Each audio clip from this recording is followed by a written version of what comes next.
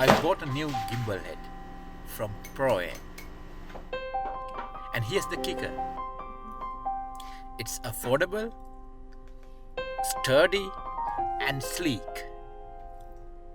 Let's see if it's the real deal. Disclaimer: this is not sponsored by Proaim. Known for their quality film and video gear, Proaim is stepping into the gimbal head game. This one's got the look, the build, and the price tag to catch attention. So, how does it perform? Setup is a breeze with a quick release plate. The design, simple but solid, with smooth 360-degree panning and easy tilt adjustments. It feels sturdy, yet it won't break the bank.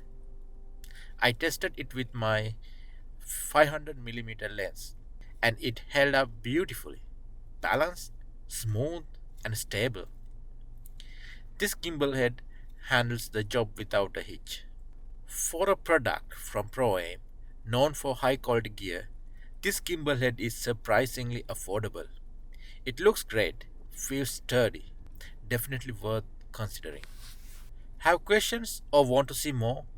Drop a comment and don't forget to like and subscribe for more gear reviews and tips.